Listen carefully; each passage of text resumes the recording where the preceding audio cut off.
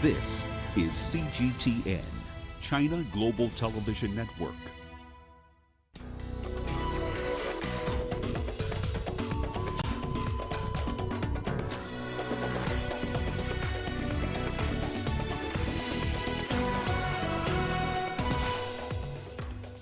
South Africans remain hopeful after AstraZeneca coronavirus vaccine trial is put on hold. South Sudan citizens decry the lack of serious progress in delivery of key components of a signed peace agreement. And Tunisian families appeal for the release of undocumented Tunisian migrants being held in Spain. Hello and welcome to Africa Live. As always, great to have you with us. I'm Richard Nta, live in Nairobi. And for those of you joining us from across the continent and around the globe, we thank you for joining us. Let's take a look at other stories making headlines this hour. Resumed commercial flights inject optimism towards economic recovery in Nigeria. And in sports, South African athlete Caster Semenya vows to fight for her rights despite setback. Once again, welcome to Africa Live. So good to have you with us. I'm Richard Nta. Let's begin with the efforts to develop a vaccine for the coronavirus. The University of Oxford's AstraZeneca's experimental vaccine trial has now been put on hold after a participant fell ill. Volunteers in the program in South Africa say they are not worried after this setback. CGTN's Thuli Shabalala has more on this. 27-year-old Kensani Nkuna has volunteered for a COVID-19 vaccine trial. She is one of around 2,000 people in South Africa who are taking part. I might not be that scared because I don't know what really caused the illness. Nkuna is a mother of a toddler and lives in Soweto, a township in Johannesburg. Many of her family and friends objected to her taking part in the trial. My mother was not happy at first because she thought that, what if I can die? What if I can get sick or anything can happen to me? But I tried to explain everything to her. She understood, but not at the very same time. And then my friends was like, yo, why do you have to do something like this? What if something goes wrong? But I said I'm willing to give it a try.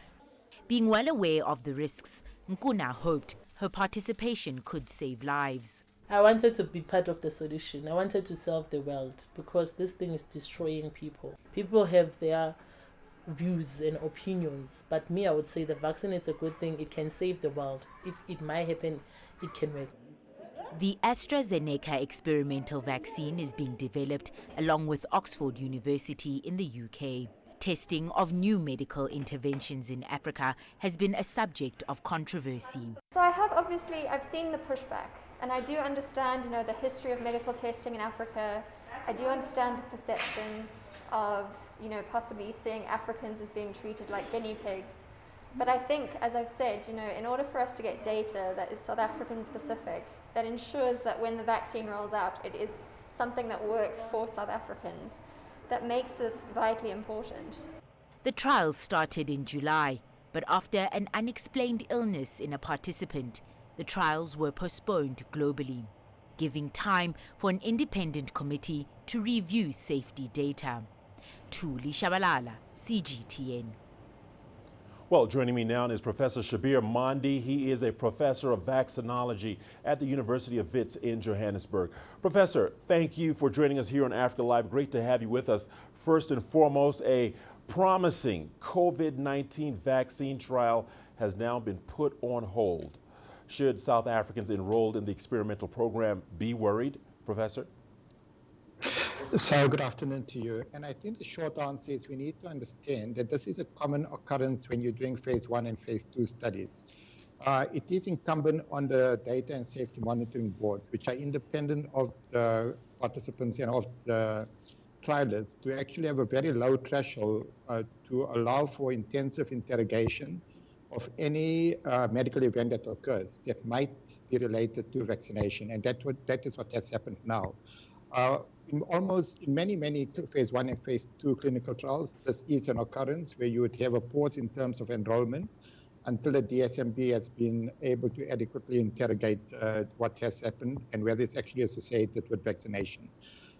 So if anything, I think people should be reassured that there's good oversight, intensive oversight of the clinical trials. And the priority here is really safeguarding the interests of the participants and ensuring the safety. And that is what is demonstrated by this course of action. So should participants be worried? At this point, I don't think participants should be worried. And as you probably know, more than 20,000 participants across the different countries, South Africa, Brazil, the United Kingdom, that have now enrolled into these studies. And there's been one of these medical events that is now being interrogated. All right, Professor, let's take a step back a little bit. What would you say is the significance of this setback in the AstraZeneca's experimental coronavirus vaccine trial? Well, at this point, it's too early to say. All that we can say is that it's probably delayed the clinical development by about a week, or depending when the DSMB eventually makes a recommendation as to whether you should restart vaccination or not, it might be a bit longer than that. But beyond that, there's really little impact at this point in time in terms of this vaccine that's being developed by AstraZeneca, as well as for any other COVID-19 vaccine.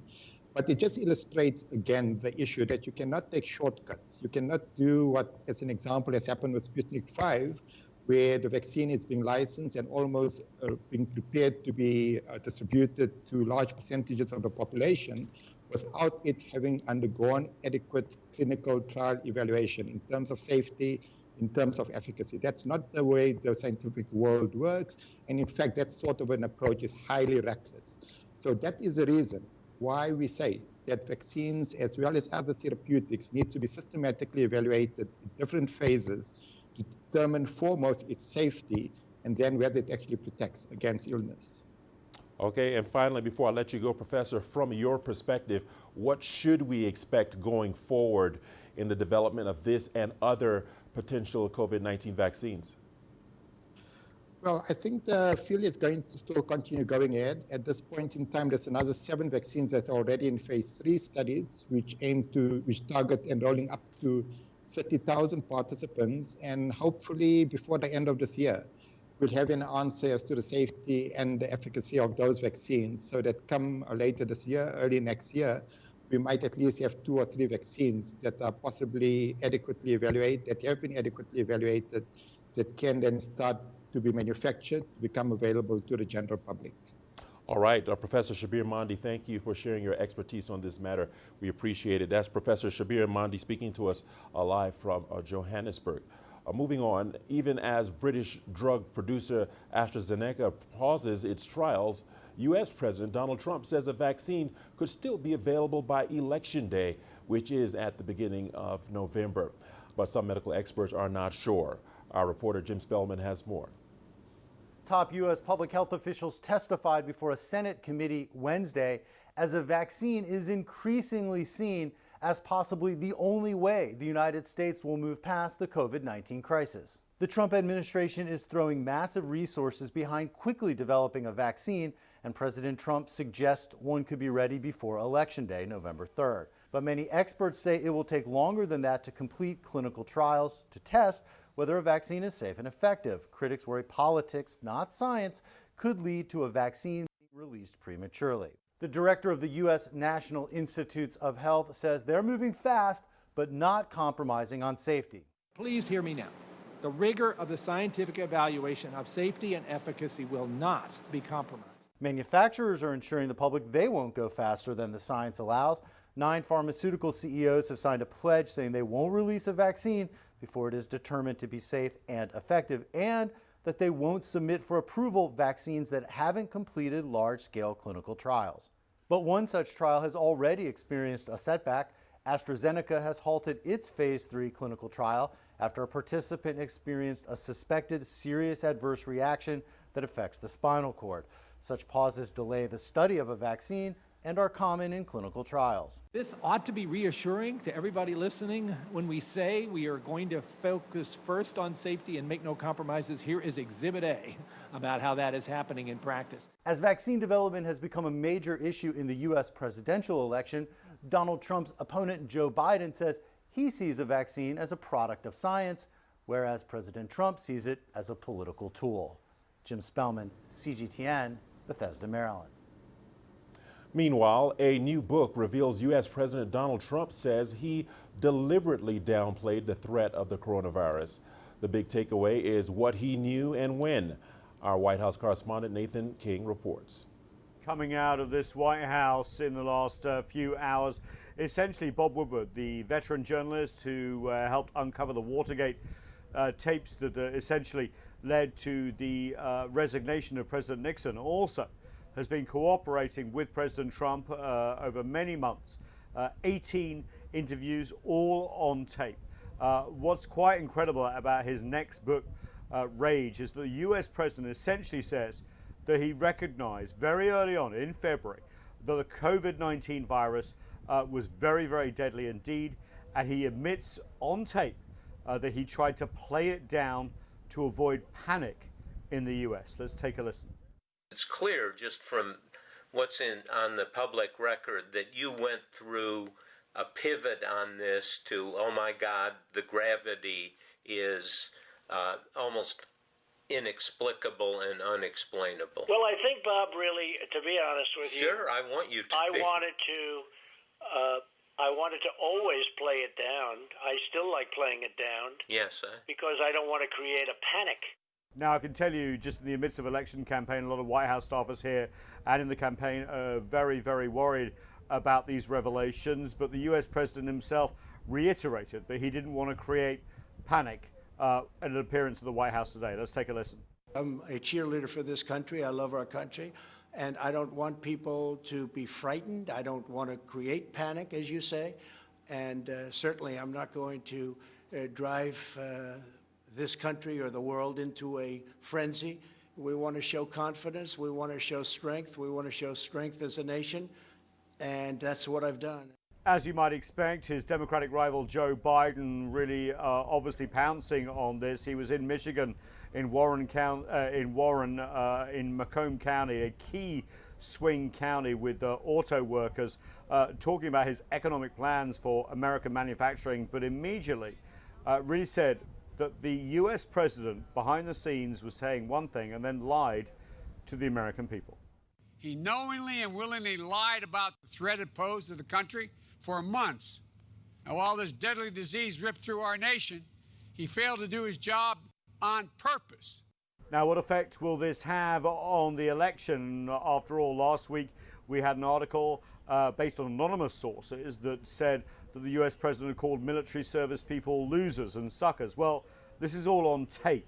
And despite the best efforts of the press department here behind me at the White House, this is definitely a departure. And I want to underscore this. This totally undercuts the argument from the White House in the last few months that the China virus was to blame or the WHO virus was to blame. It's very clear from the interviews with Bob Woodward, the tape and the book, that the US president was well aware that COVID was coming, that it was deadly, and essentially took a choice to try and play it down to the American people. Why? We don't know, but we do have it on tape. Nathan King, CGTN, at the White House. Meanwhile, U.S. President Donald Trump has defended his administration's handling of the coronavirus pandemic, saying he reduced panic amongst Americans. As we have mentioned, the book by journalist Bob Woodward reveals Trump acknowledged he knew how deadly and contagious the virus was in early February, but played it down. I'm a cheerleader for this country. I love our country. And I don't want people to be frightened. I don't want to create panic, as you say. And certainly I'm not going to drive this country or the world into a frenzy. We want to show confidence. We want to show strength. We want to show strength as a nation. And that's what I've done, and we've done very well. China has honored those who have made great contributions in the campaign against the coronavirus pandemic. The Commendation Conference for the National Response to COVID-19 was held on Tuesday in Beijing. The event was closely watched by many in Africa. South African officials have commended China's efforts and response to the global pandemic. It is clear that the leadership in China realized that you must put the people first, and the interests of the people are fundamental. And with the pandemic that they faced, the Chinese government, under the astute leadership of President Xi Jinping and the Communist Party, did exactly that. It put people's life first. It put people's life above profit. We welcomed the much needed support in the form of masks and other medical equipment. That is, by the way, still coming into South Africa and to Africa. It's not a once-off. And that shows you the commitment of China under the leadership and the thinking of President Xi Jinping. China was very, very good and served as an example to the rest of the world. That is why when the pandemic spread to other parts of the world, we all used China as a reference point to see how, despite a country of 1.4 billion, the number of casualties and fatalities in China has been very limited compared to the global scenario today and the success story that China had. So we have learned many lessons from the way China contained the pandemic and dealt with the pandemic in a very speedy and effective way. South Africa itself has been very fortunate to receive major assistance from China in dealing with the COVID pandemic. And so have other African countries and of course the developing world at large. Our coverage continues on Africa Live. Thanks for staying with us. Here's a look at what's ahead. South Sudan citizens decry the lack of serious progress in delivery of key components of a signed peace agreement. And Tunisian families appeal for the release of undocumented Tunisian migrants being held in Spain.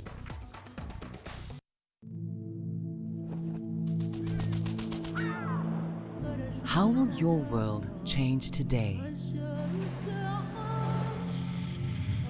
What happens here? What happens there? Or what you make happen for yourself? If it matters to you, it matters to us too. Your stories are the stories that need to be told. Africa Live. Find your voice.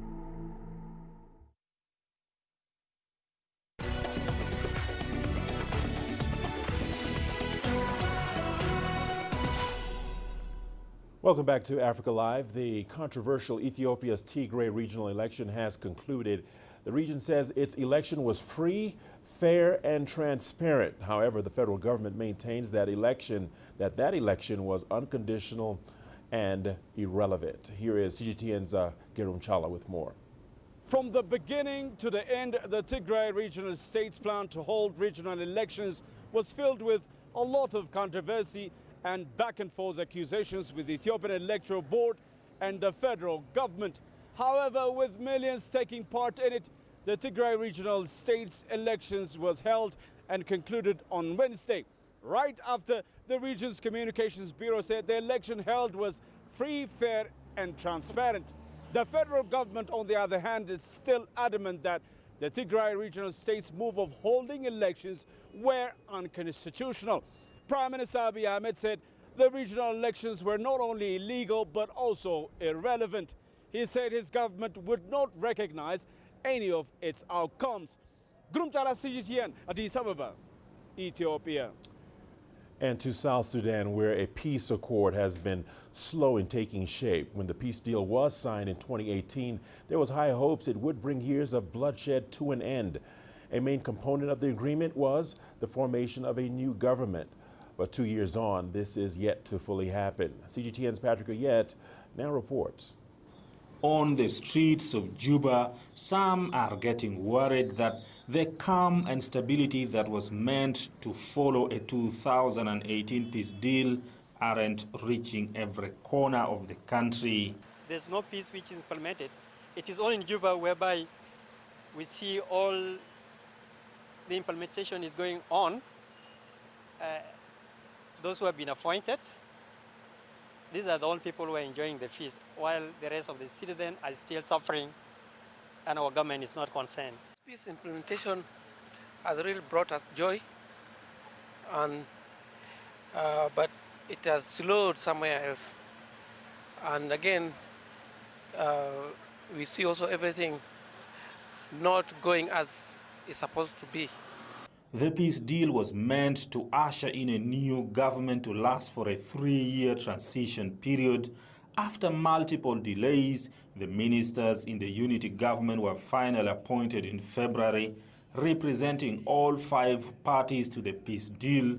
State governors were appointed in June, months later, but the parliament is yet to be reinstituted as peace parties bicker over how to divvy up jobs. The original constitutional amendment bill that was taken to Parliament must be passed as it is, so that it paves the way for formation of the Parliament. In fact, it was even a mistake to form the revitalized transitional government of national unity on something that was not, on a constitution that was not conforming to the peace agreement. President Salva Kiir's group insists that it is working to bring lasting peace in the country. I'm sure you are all aware of the tremendous effort that the government of the Republic of South Sudan has done so far in the implementation of the RCs.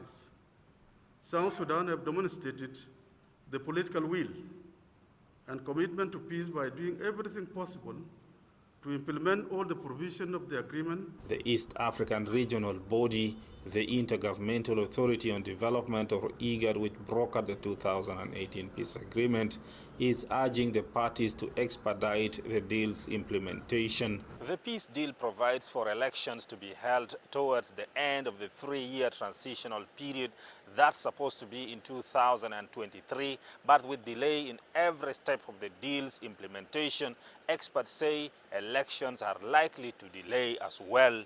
Forming a new government in South Sudan is key to ensuring the structures of government under the peace agreement are able to properly and effectively function. While the South Sudanese wait, the United Nations mission in South Sudan says violence persists. There have been clashes between government forces and armed groups that are not part of the 2018 peace deal. All of these parties, I should emphasize, have all agreed to the cessation of hostilities that was signed nearly 3 years ago and the Rome Declaration of last year. They should live up to that commitment, stop fighting, protect communities instead of causing harm. The UN is urging parties to the peace deal to do more so that the country doesn't return to civil war, which claimed hundreds of thousands of lives and displaced millions. Patrick Oyet, CGTN, Juba, South Sudan. Nelson Mandela's treason trial lawyer, George Bizos, has died in Johannesburg. The top South African human rights lawyer who defended Mandela and helped him escape the death penalty has died at age 92. The cause of death has still not been revealed. Bizos is also credited for securing government payouts in 2014 for families of 34 miners shot dead by police in Johannesburg. President Cyril Ramaphosa, who announced the death, described Bizos as one of the lawyers who contributed greatly to the attainment of the country's democracy. George Bizos' name was a family name, well-known name, and he had an incisive legal mind and was also one of the architects of our Constitution, who contributed immensely. And he will sorely be missed, and we dip our heads in honor of the contribution that George Bizos has made to our democracy. Families of Tunisian migrants have been staging a sit-in outside the Spanish embassy in Tunis. Parents were calling for the release of their children from a Melilla reception center in Spain. CGTN's Adnan Chouachi has more. The families of undocumented Tunisian migrants have denounced what they described as the Spanish authorities' forced detention of over 800 people, including women and children in inhuman conditions. Many parents assert that their children are at risk of infection with the coronavirus. The coronavirus has spread at the detention center. There are many infections while nobody has been hospitalized. The right to health care is not respected by Spanish authorities. There are no doctors or paramedics. This is illegal because undocumented migrants have rights according to international law. Relatives said some Tunisian migrants arrived legally in Spain from Morocco, but their passports were seized by Spanish authorities in Melilla. Refugees and asylum seekers have the right to temporary accommodation for 3 months before being released. They have been detained for more than 18 months. They are being treated as criminals. This is illegal. Our relatives are suffering and mistreated. Water and hygiene are not available at the detention center in Melilla, Spain, while coronavirus is everywhere. This is contrary to the recommendations of the World Health Organization. The Tunisian Forum for Economic and Social Rights has been supporting migrants and their families. The forum said over 1,500 African migrants are currently held in the Melilla center, including 800 Tunisians. The Spanish authorities want to force Tunisia to sign a convention on the forced repatriation of migrants, which annually carries out the forced repatriation of thousands of irregular Tunisian migrants. Now 80 Tunisians are in prison for demanding their rights at this dangerous and overcrowded Spanish facility. The forum said that the migrants are accommodated in disastrous conditions and suffer from discrimination and abuse. At least 30 children are among the Tunisian undocumented migrants. Their families, as well as human rights activists, are calling on the Spanish authorities to respect international conventions on migration. Adnan Shawishi, CGTN, Tunis. Meanwhile, another fire struck Greece's largest refugee camp on Wednesday, a day after a blaze swept through, leaving thousands in need of shelter. Officials say the original fire was started due to anger over lockdowns after 35 people tested positive for COVID-19. Charlotte Parsons reports. First war, then disease, and now this. Thousands of migrants fled after a fire tore through a Greek camp under quarantine, destroying everything in its path. There are no immediate reports of deaths or injuries, but the Moria camp on Lesbos, home to 12,000 people, was destroyed. Tents and possessions up in smoke. Me house this finished. As far as many, all finished. Dozens of firefighters battled the blaze, but by morning, this was all that remained. The smouldering wreckage of burnt containers and tents, flames still flickering in parts of the camp. The cause of the blaze was not immediately clear. Initial reports suggested fire broke out at different locations in the sprawling camp after authorities tried to isolate people infected with COVID-19. Moria was placed under quarantine last week after an asylum seeker tested positive for the virus. Since then, the number has risen to 35. Some locals reportedly attacked migrants to prevent them from passing through a nearby village as they fled the flames. The UN's refugee agency asked camp residents to stay nearby, saying a temporary solution is being found to shelter them. Meanwhile, asylum seekers are living on the streets.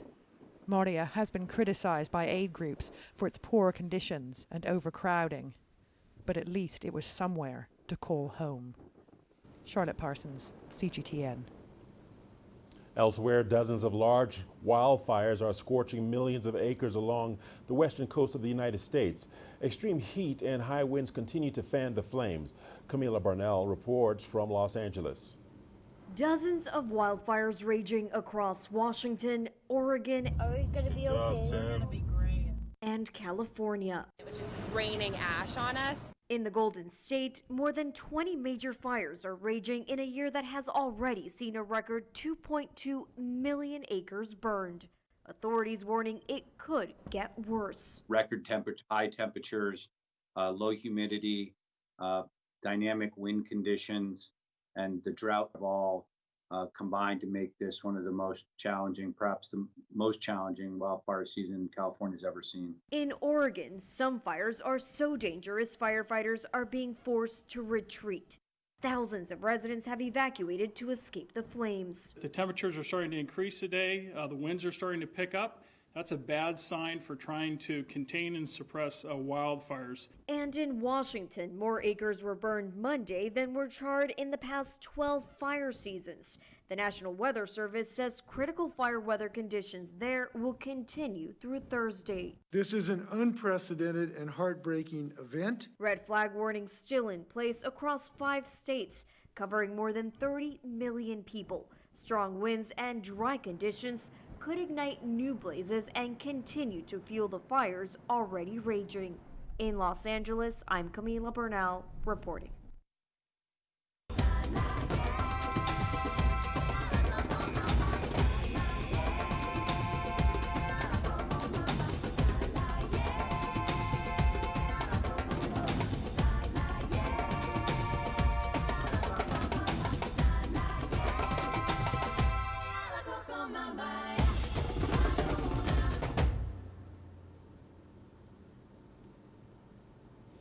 In Tanzania, there are always opportunities to make money on the streets. Roadside vendors knock on car windows in traffic. Others fry cassava to sell at bus stops. Another business opportunity is the selling of coins. The seller exchanges coins from the banks and sells them to bus conductors. Let's take a look at this.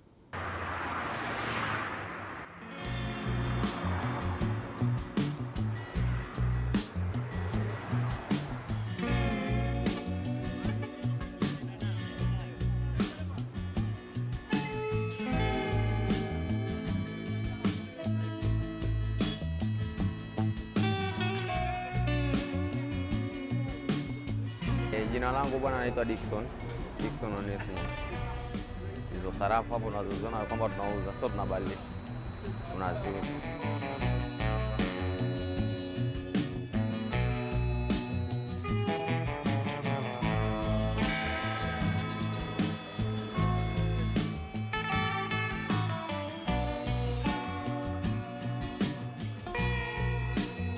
Ni kwamba mtu anakuja kwa mfano anakuja na 5,000.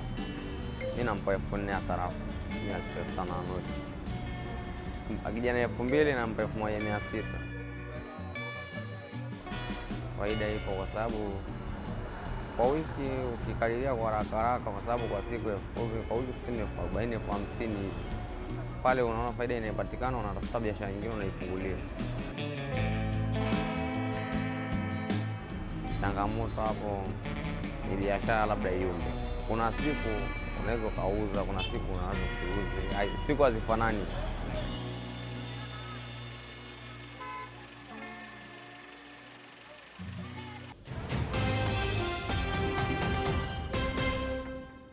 And now let's remind you of our top stories. The University of Oxford AstraZeneca experimental vaccine trial has now been put on hold after a participant fell ill. Volunteers in the program in South Africa say they are not worried after this setback. The trials were paused globally to give time for an independent committee to review the safety data. A new book reveals U.S. President Donald Trump says he deliberately downplayed the threat of the coronavirus. U.S. President Donald Trump has defended his administration's handling of the coronavirus pandemic, saying he reduced panic among Americans. And in South Sudan, a peace accord has been slow in taking shape. When the peace deal was signed in 2018, there was high hopes it would bring years of bloodshed to an end. A main component of the agreement was the formation of a new government, but 2 years on, this is yet to fully happen. And that is a wrap of some of the top stories making headlines. Let's turn to business now, where Nigeria has resumed international commercial flights following a 6-month shutdown caused by the outbreak of the coronavirus pandemic. The resumption of the flights is the latest measure taken by the government to reopen its economy. CGTN's Kelechi Mekala visited the capital's Nnamdi Azikiwe International Airport and filed this report. A celebratory atmosphere at the international airport in Abuja, Nigeria's capital. Once again, it bubbles with activities as travels resume.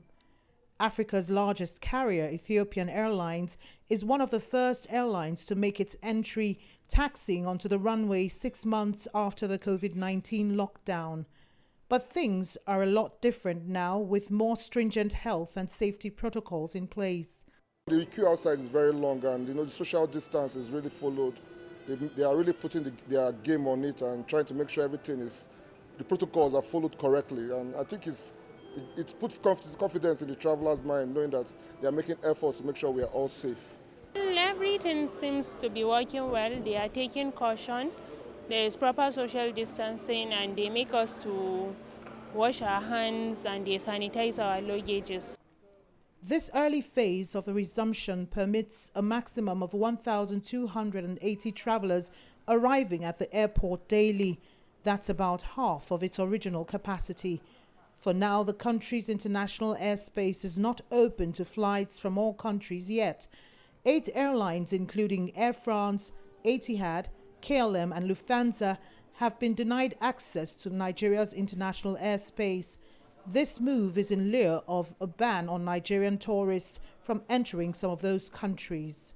Ours is to accommodate and work with the airlines that are approved to come into our country. So far, no challenges. In fact, it's one of the most positive developments we've had since we resumed domestic.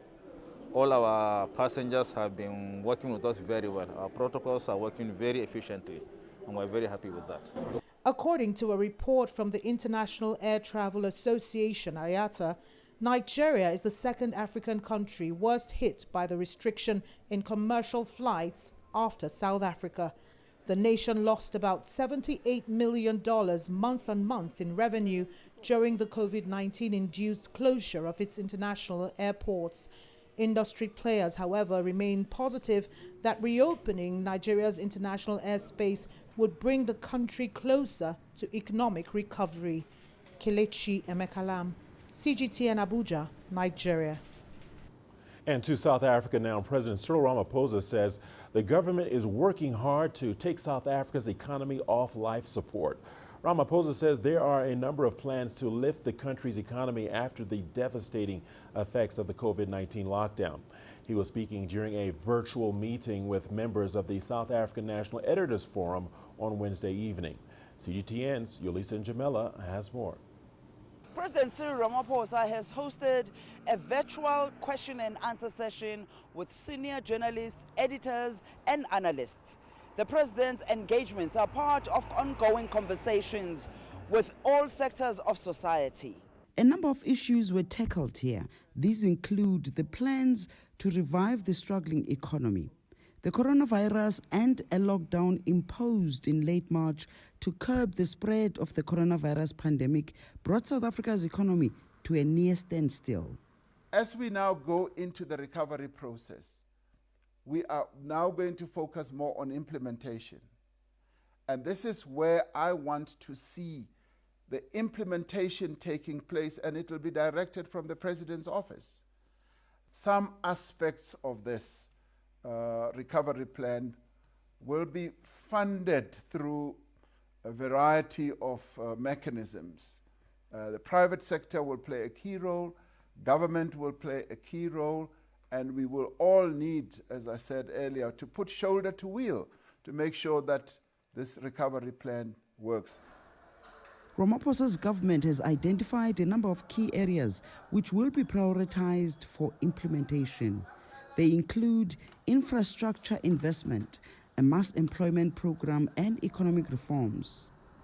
And we are pleased that we've been able, through the Infrastructure Investment Office in the Presidency, we've been able to identify key projects across all our provinces that we can embark on. And some of them are shovel ready, and some of them are almost ready at the press of a button very shortly, and they will create quite a number of jobs.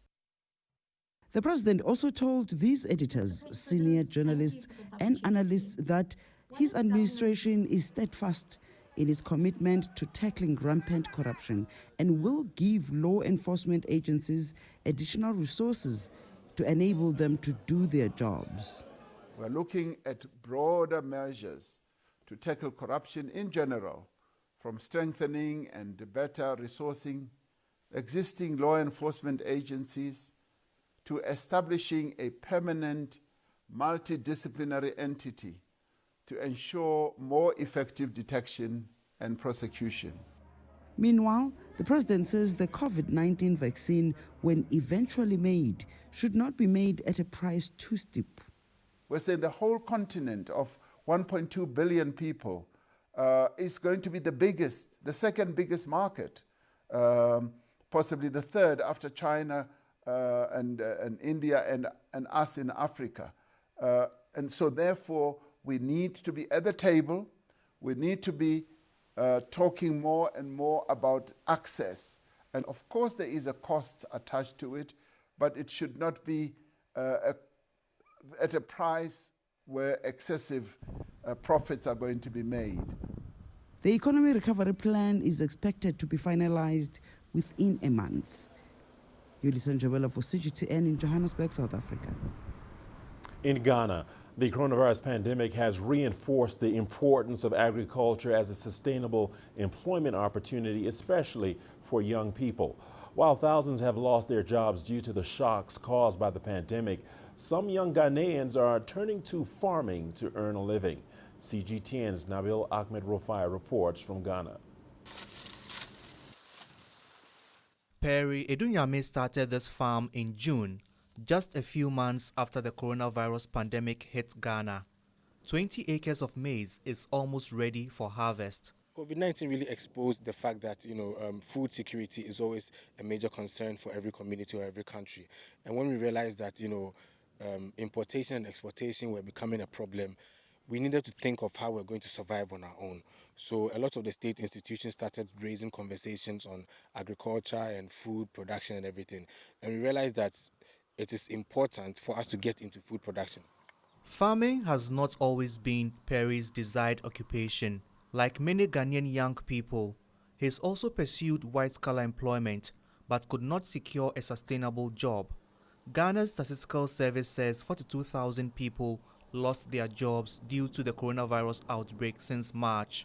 The only field of work that can never be stopped is agriculture. Reason being, no matter what happens, people need to eat. And it's not just Perry who's seen an opportunity in farming. 19 young people are employed on this farm. Perry says there is a need for investment in skills development to attract more young people into agriculture. And by engaging them in farming, he hopes unemployment rate in Ghana can be reduced. Ghana's unemployment rate is projected to hit 7.3% by the end of this year. The government says it is engaging 60,000 young people in its Planting for Food and Jobs program and hopes to make farming more attractive to younger workers. Still, some farmers say more needs to be done. The only thing the government should do is that it should put a policy in place and also find some land for them to try them and see. Anyone who is interested, okay, they give him the go-ahead, they give him the necessary supports. While COVID-19 has pushed some Ghanaian young people into farming, many now hope to make agriculture a full-time job, with ambitions of feeding Ghana, but also growing enough produce to export abroad. Nabil Ahmed Rufai, CGTN, Accra, Ghana. You are watching Africa Live on CGTN. We'll see you on the other side of the break with more news. Here's a look at what's ahead. How communities in Sudan are battling a debilitating flesh-eating infection. In Africa, 1 in nearly 4,000 people are born with albinism. Dangerous myths and misconceptions surrounding the condition means many people with albinism are in constant danger, especially women and children. My name is Regina Mary Ndlovu. I have felt the hurt of violence throughout my life. You see me, you see the fun, you see the greatness, but you don't know the pain I feel every day. I have decided enough is enough and started my own online talk show, My Voice, Albinism, The New Era. We need the world to hear our voices and save lives. The sexual violence is in relation to the myths, as far as I know. Do you know how huge of a life-threatening is that? If I can cure HIV, what are you saying? I can save the world, but I need to be dead first. They tell me beauty is in the eye of the beholder, and I'm holding this world in my hands. Africa Live. Find your voice.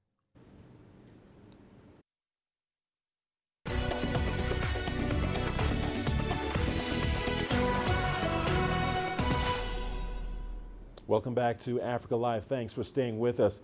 Let's turn our attention to Sudan, where a flesh-eating infection known as mycetoma is destroying lives. Sudanese, though, have another name for it. They call it the silent death.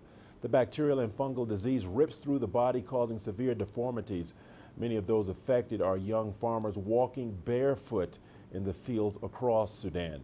The World Health Organization has listed mycetoma as a neglected tropical disease which thrives in the humid heat of tropical climates. Hadija Adam is a patient with mycetoma, a bacterial and fungal disease. It all began in the farm, she says. A thorn cut her foot and brought with it a flesh-eating infection. She now has to take medication for life. It hurts and it's very swollen. I came here to the hospital and they removed my mycetoma and blood came out. Blood did not stop until I went for an operation and they amputated my leg. The World Health Organization says the disease usually enters the body through cuts. The progressively destructive disease can spread to other parts of the body if untreated. An expert at the Mycetoma Research Center says nearly 60% of people who catch the disease end up with deformed limbs. Mycetoma, we call it as a silent death because it destroys the lives and the bodies of affected patients. These patients usually end in massive stigma, deformities, destruction. They lose social life, they lose education, and they lose job. Professor Fahal said around 9,000 patients from all over Sudan have received free treatment at the clinic. It affects the poorest of the poor in poor remote communities. These patients are of low socioeconomic status, low health education level, and hence they present late with advanced disease. The disease can be bacterial or fungal, and this has complicated the MRC's long search for drugs. So far, nobody has been able to create a medicine for the two together. But researchers are working with foreign scientists on a new drug. But until then, the crippling infections act as a life sentence for many workers depending on manual labor to survive. Chom Wono, CGTN. And now to our continuing digital safari of the Masai Mara. Did you know animals too have a routine? Let's take a look at this piece of adventure in the wild. Yesterday on CGTN's Digital Safari. Picturesque landscapes set a perfect scene to the start of a successful day. A male elephant wandered the grasslands in Pina gracefully. He was browsing on tufts of grass and twigs. Since elephants are so large, they require an enormous amount of food daily, which allows the vegetation to replenish rapidly for other browsers. This is why the elephant is considered a keystone species. The youngsters of the Birmingham Pride were high-spirited in the early hours of the morning. The white lioness, with her piercing blue eyes, watched on the ever-curious cubs.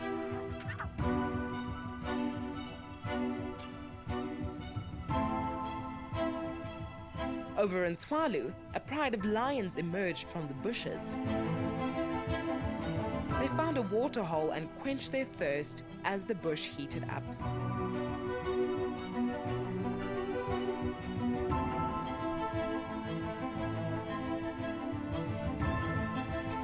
In Juma, Tlalamba has learned her lesson and was careful to hoist her impala kill.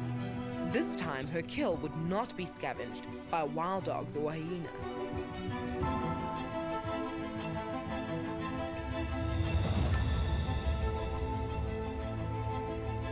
The hippos in the Mara River did not go about their usual morning routine of being submerged in the cool waters. They were more occupied with mating and possibly creating new life. The cows give birth to a single calf every 2 years, so hopefully we will see a new calf join the pod soon.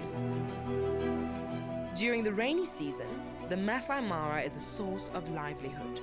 Our feathered friends were having a bird party in the marshes, feasting on an array of aquatic insects and organisms. The yellow-billed storks, with their lanky legs and long beaks, fished together harmoniously. An ostrich pair elegantly moved around as they made their way across the lush savanna. Although they prefer plants, roots and leaves, they will also indulge on other creatures available in their sometimes harsh habitat. Join us every day at 4:30 GMT on CGTN digital platforms for your very own virtual safari through the African wild. And we are not done just yet. We've got your sports news coming up after the break. Let's take a peek at that headline. South African athlete Caster Semenya vows to fight for her rights despite setback.